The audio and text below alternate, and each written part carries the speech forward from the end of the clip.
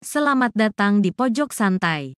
Sebelum Anda mendengarkan audiobook ini, kami menginformasikan bahwa channel ini adalah review audio dari buku yang ada di Indonesia. Untuk membaca keseluruhan buku ini, kami menyarankan membeli buku aslinya di toko buku kesayangan Anda, baik offline maupun online. Keberadaan channel ini dimaksudkan untuk membantu Anda mendapatkan pengetahuan dari buku-buku kesayangan Anda. Jangan lupa untuk subscribe, like, dan komen.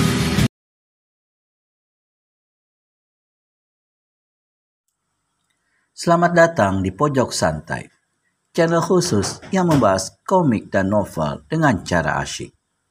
Akibat mengabaikan nasihat si segala tahu, Wiro Sableng alias pendekar kapak maut Naga Geni 212 mendapat masalah yang cukup pelik. Gerangan, masalah apa yang dialami murid Eyang Sinto Gendeng ini? Yuk, langsung saja disimak video kali ini.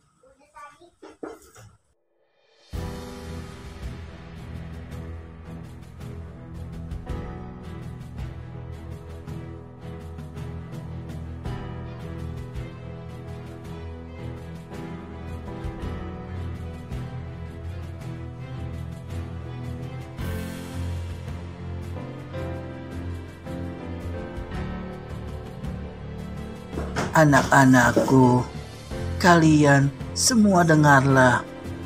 Setan non sedan, Hadik Bogananta beringas. Kau kira kami ini apamu sampai memanggil kami anak-anakmu? Si jubah biru tidak ambil peduli. Malah dia tudingkan tepat-tepat tongkat hitamnya ke hidung ketua perguruan Merapi itu.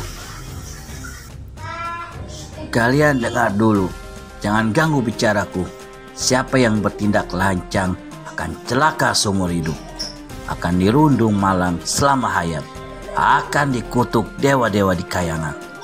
Lalu Wiro Sableng pura-pura menggigil kedinginan lagi. Dingin, dingin sekali. Di dasar kawah udara hangat, tapi di atas sini, dingin bukan main. Manusia gila. Kalau kau tak segera angkat kaki dari sini, ku tekuk batang lehermu, ancam Manik Tunggul. Aku bukan manusia,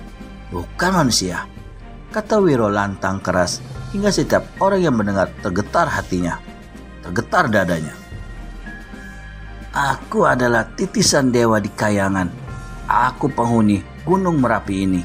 Segala sesuatu yang ada dan terjadi di gunung ini di bawah pengawasanku.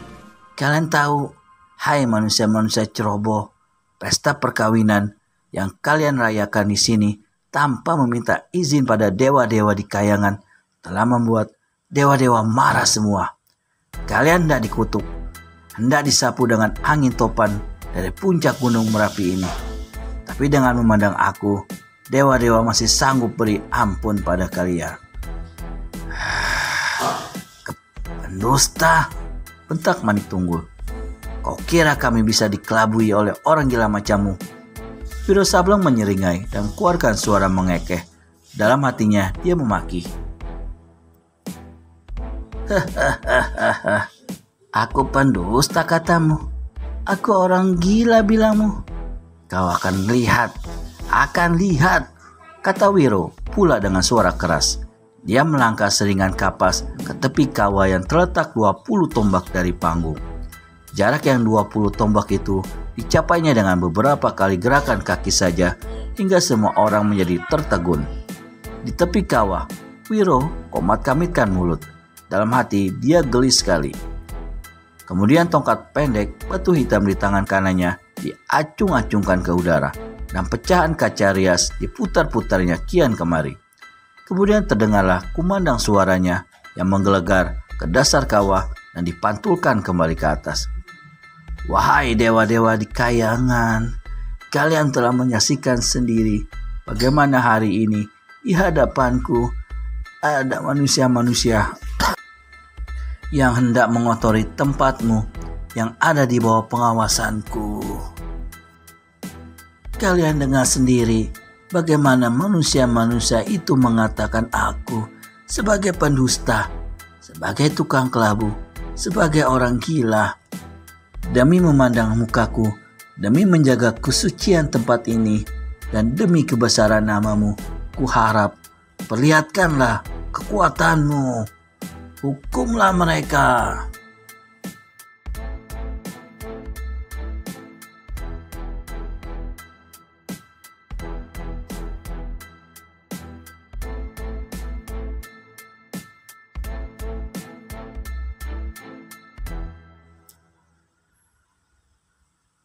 Wiro putar-putar kedua tangannya ke udara. Hukumlah mereka, wahai dewa, seru Wiro lagi, dan seluruh tenaga dalamnya dialirkan ke ujung kedua tangan. Diam-diam, pendekar ini lepaskan pukulan angin puyuh. Maka mengaulah suara angin makin keras. Para tamu yang bukan orang-orang pesilatan tak ampun lagi jatuh berpelantingan. Bogadanta, Manik Tunggul, dan mereka yang mengerti silat segera kerahkan tenaga dalam agar tidak ikut terpelanting. Tapi makin lama, deru angin semakin dahsyat dan keras. Hiasan-hiasan dan gaba-gaba di atas panggung serta podium, tanggal berterbangan, tak ketinggalan kain penutup pelaminan. Topi tinggi yang dikenakan pengantin laki-laki tak urung, mental, dan kelihatanlah kepalanya yang berambut jarang. Tahan! Teriak Manik Tunggul, seraya melompat ke muka dan lepaskan satu pukulan tangan kosong ke arah si jubah biru. Tapi terkejutnya bukan main dan melabrak dirinya sendiri. Dia melompat ke samping dan sesaat kemudian dia sudah berada di hadapan Wiro. Pakaiannya berkibar-kibar, tubuhnya tergetar dilanda angin puyuh yang keluar dari tangan sang pendekar 212. Jubah biru, hentikan semua ini. Aku mau bicara padamu. Berada sedemikian dekat, Manik Tunggul melihat bagaimana gerakan kedua tangan dan posisi kedua kaki si jubah biru bukan lain daripada sikap seorang ahli silat. Maka hatinya yang tadi sedikit tergetar kini menjadi curiga. Walau bagaimanapun, si jubah biru ini adalah manusia biasa seperti dia, bukan dewa atau titisan dewa. Tahan! Teriak Manik Tunggul sekali lagi. Aku mau bicara. Wiro tertawa mengekeh dan mendongak ke langit. Hahaha. Dewa-dewa, aku mohon, hentikanlah kemurkaanmu. Maka sesaat kemudian, deru angin yang dahsyat itu mengendur perlahan dan akhirnya sirna. Tanpa pedulikan Manik Tunggul yang ada di sampingnya, Wiro melangkah kembali ke atas panggung di depan podium sambil tertawa mengekeh-ngekeh.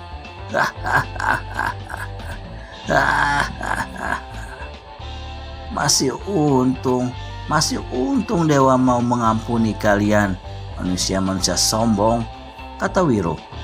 Dia melirik ke samping, Manik Tunggul berada di dekatnya, dan Wiro buka mulut kembali. Itu baru 1/10 dari kekuatan dewa. Kalau sampai 1/5-nya saja, wah, pasti kalian semua sudah tak ada di sini. Sudah terbang laksana daun kering dan mak. Wiro komat kami dan acungkan pecahan kaca ke muka. Sekarang kalian dengar semua, serunya menggeledek. Dewa telah mengampuni kalian, orang-orang sombong, tapi dewa juga minta imbalan pengampunan itu. Telah 500 tahun lebih, kawah Gunung Merapi, tempat dewa yang suci ini, tak pernah dibersihkan dengan darah suci seorang darah. Telah 500 tahun lebih, Kayangan tidak menerima korban suci. Maka hari ini, dewa memerintahkan aku dan aku memerintahkan kamu semua di sini untuk menyerahkan pengantin perempuan kepadaku. Wiro memandang berkeliling. Semua orang dilihatnya terkejut. Bogadanta, Manik Tunggul, dan Sokananta mendelik memandang kepadanya. Cuma seorang kelihatan tenang dan berlega hati. Orang ini bukan lain Permani. Si gadis sudah maklum, kini akan rencana pemuda yang menyamar itu. Kalian dengar, pengantin perempuan harus diserahkan padaku. Wiro melangkah mendekati Permani, tapi baru satu langkah Manik Tunggul sudah memapasinya. Jubah biru, aku tidak percaya kau titisannya dewa. Kau tidak bisa lain daripada manusia Dajjal. Kalau kau maukan anakku, silakan. tapi makan dulu 10 kuku ini. Habis berkata begitu, ketua perguruan Garuda Sakti melompat ke muka. Kedua tangannya berkelebat cepat. Biro Salbel terkejut melihat datangnya serangan dua tangan yang mencengkram dengan dahsyat itu. Buru-buru dia melompat ke belakang dan kiblatkan tombak. Batu hitam di tangan kanannya memapasi serangan lawan. Kini Manik Tunggul yang terkejut. Serangan yang dilancarkannya tadi adalah jurus 10 jari sakti menggarap gunung. Merupakan satu jurus serangan yang lihai dari ilmu silatnya. Tapi si jubah biru mengelakkannya dengan cepat. Bahkan kalau dia tidak cepat menarik pulang kedua tangannya, pastilah akan dihantam oleh tombak batu di tangan si jubah biru. Biro tertawa mengekeh. Manusia sombong dan kotor hendak melawan titisan dewa, ejeknya. Kau akan tahu rasa. Malu bercampur amarah yang meluap, Manik Tunggul siap menyerang kembali. Tapi di saat itu, sesosok tubuh melompat ke depan dan satu seruan terdengar. Ketua perguruan Garuda Sakti, biar aku calon mantumu, tunjukkan bakti padamu. Biar aku yang ringkus manusia kentut dewa itu. Shred! Sokananta, anak ketua perguruan Merapi, si pengantin laki-laki yang akan jadi suami permanik, cabut pedangnya. Lalu tanpa tendeng aling-aling, menyerbu, kirimkan satu tusukan satu babatan. Bagaimana kelanjutan pertarungan Sokananta melawan titisan dewa ini?